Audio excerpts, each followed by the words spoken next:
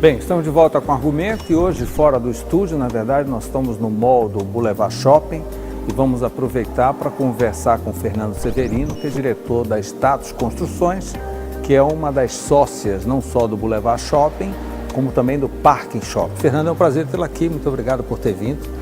Precisamente, quer dizer, eu que vim, você já está na sua casa, é um negócio interessante, nós estamos aproveitando que o shopping está fechado, naturalmente, está sem movimento, está fora do horário, para que a gente possa gravar com mais tranquilidade. Fernando, como é que está passando um equipamento desse de varejo, de vocês, num momento como esse que se fala muito em crise? O que a gente vê no dia a dia é o shopping lotado, mas o que é? O pessoal não está comprando? Qual é o problema? Não, o fluxo, nós conseguimos manter o fluxo, né? Em outra oportunidade a gente já até comentou com você, mas o que a gente sente realmente é que o segmento de shopping center ele é um segmento mais, vamos dizer assim, resiliente. Ele é mais resistente, demanda um pouco mais de tempo e uma crise um pouco mais aprofundada para que ele efetivamente venha a sentir de uma forma mais, vamos dizer, impactante, né? A última oportunidade que eu tive com você, eu falei que reduziu o crescimento. Hoje a gente já está falando aí em algumas lojas em redução mesmo de loja, isso é em redução de venda. Isso é uma coisa natural. Quer dizer, o faturamento vai ter um impacto, naturalmente. Já está tendo porque não tem nada a ver com o movimento do shopping. Muita gente vem... A gente está conseguindo manter, né? Em busca de entretenimento, de passeio. O shopping ele não é exclusivamente varejo, né? Como você falou, existe o entretenimento, existe as facilidades que tem dentro do shopping, da pessoa serviços, serviços, etc. Então, em virtude disso, que eu entendo que o nosso segmento também, ele, vamos dizer assim, ele é mais resiliente à crise, né? Ele consegue se adaptar de uma forma melhor. Agora, o que tem efetivamente afetado o segmento é o aumento dos custos, né? Energia elétrica, etc. Isso tudo afeta no funcionamento do equipamento e, consequentemente, tem um efeito, vamos dizer assim, um pouco mais pesado até do que a própria queda do faturamento, entendeu? O aumento das despesas de condomínio, etc. Isso tem porque daí aumenta o aluguel para o lojista, aumenta os custos operacionais, de modo geral, condominiais, de modo geral. O próprio custo do lojista, né? Sim. O custo nem dele... sempre ele pode repassar tudo no preço para o consumidor, aí não fica muito fácil, não. Exatamente. Mas vocês estão com vacância? Saiu muita loja? Não, a vacância nossa está dentro da média. Normal. Não está nada excepcional em função do momento. As pessoas no momento de crise, quando vê um tapume, o que elas falam, né? Ah, está fechando loja, né? Mas na isso verdade, é absolutamente natural. Todos os anos o turnover é de quanto? 10%? 5% por ano. Por ano. 5% por ano, né? Sempre foi assim. Aliás, desde o início, o Boulevard teve essa faixa de 5% ao ano. Que é considerado ideal, é saudável. É saudável, é muito saudável, né? E continua, esse turnover continua nessa faixa. Então, não houve uma alteração muito expressiva nesse quesito. Bem, tem alguma novidade ainda para este ano? Eu sei que vocês estão com um espaço aqui totalmente lotado. É um shopping de centro de cidade que você não tem espaço nem para expandir, não tem nova expansão. O que vocês pretendem fazer para segurar esse momento, a atração? O Shopping Boulevard é realmente interessante. Mauro, a gente tem algumas ações inovadoras aí na questão de marketing, que vai vir no momento oportuno, né? A gente vai estar trazendo, aliás, sempre o nosso objetivo foi impactar o mercado, né? Em todos os aspectos, desde o início da inauguração, com projeto, com campanhas de marketing, né? Nós sempre tivemos assim, sempre buscamos ser diferenciados. Sempre buscamos quem teve os melhores carros de início, quem sorteou o carro e tudo. Então a gente, lógico, como todos que estão operando no mercado, sempre busca ter algo diferenciado. Não vai ser diferente, né? Agora, em termos de novidade na área comercial, vamos dizer assim, em termos de novas marcas, etc., isso daí é um quebra-cabeça constante na vida do empreendedor, né? A gente tem uma oportunidade, alguém que quer entrar, como você disse, nem sempre a gente tem lugar para colocar, então você tem que conversar com seu parceiro que já está aqui dentro, vamos mudar para um outro lugar. Então, é um quebra-cabeça constante, né? A gente tem algumas áreas no quarto piso, que é a área de expansão, que a gente manteve por algum período como uma reserva, né, para um momento de reação. né?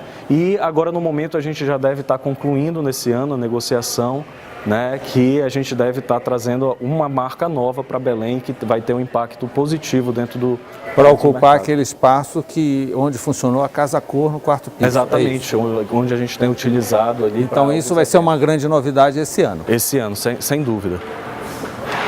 Desse ano não passa. Bem, vocês têm a opção também do Parque Shopping, que é para um público diferente do Boulevard, né? O ticket médio deve ser bem diferente, a frequência... Nem tanto, Mauro. Nem tanto?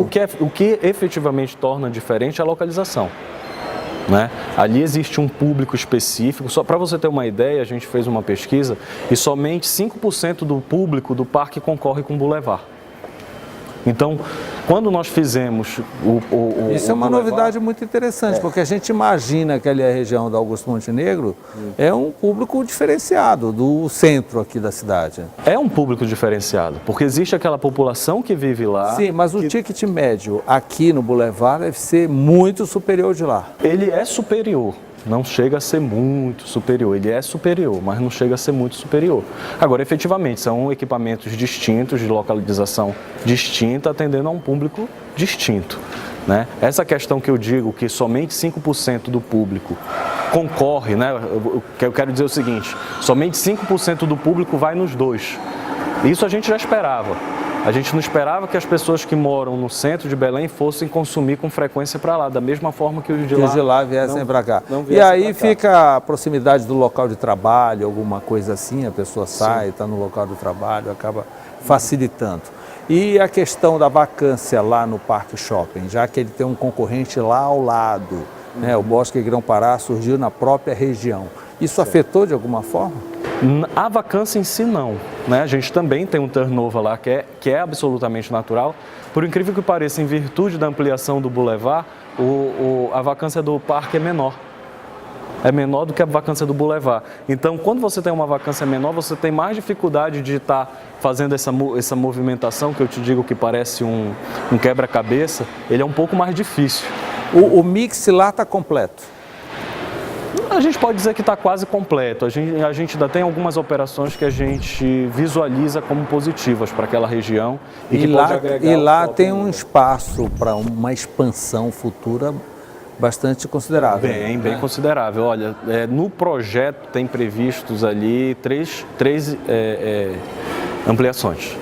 3 ampliações? 3 ampliações ainda.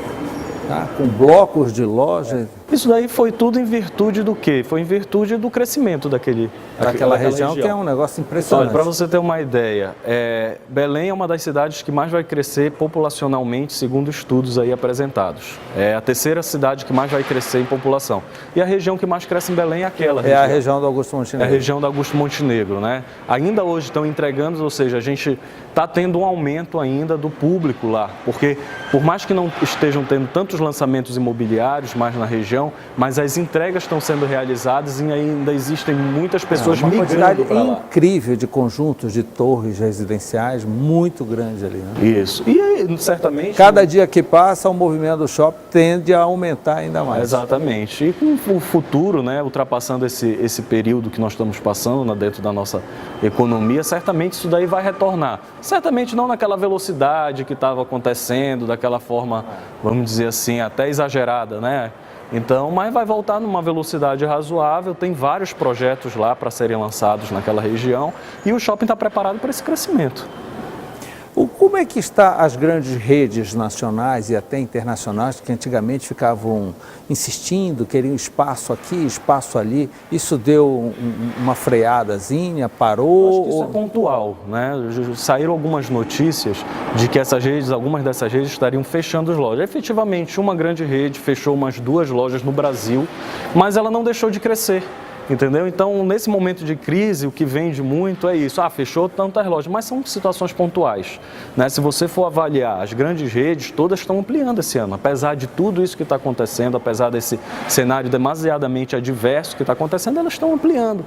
Entendeu? Então, estão aproveitando também oportunidades, né, em equipamentos novos, que estão com dificuldade de locar, eles estão aproveitando a oportunidade para fazer bons contratos. Qual é a frequência de público dia no Boulevard? Isso varia muito de mês a mês, varia muito Mas a média? A média é em torno de 40 mil. 40 mil pessoas dia. E no Parque Shopping? Em torno de 30 mil. De 30 mil. Eu pensei que fosse uma diferença muito maior, mas não é tanto, né? Não. Para nossa surpresa também... O que demonstra que lá aquela região já está se tornando independente. Se você for fazer uma avaliação proporcional por ABL, fica praticamente empate. Um ganha uma vez, o outro ganha outra vez. Proporcionalmente por ABL, porque o ABL do Boulevard é 40 mil e o do Parque Shopping é 32. Então, se você fizer uma proporção no que tange a fluxo, eles ficam relativamente empate.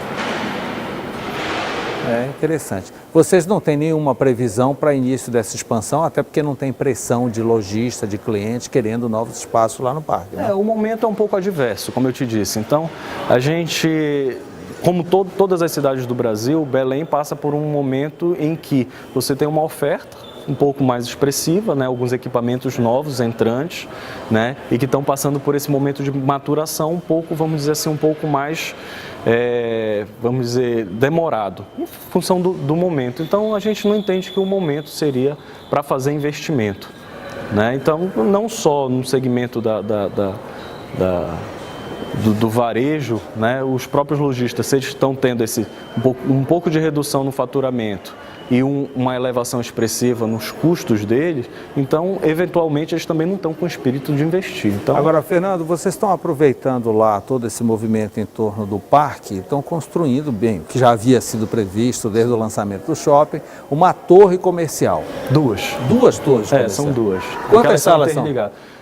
No final, juntando todas, porque são em torno de 390 espaços, mas vai ficar em torno de umas 350 salas.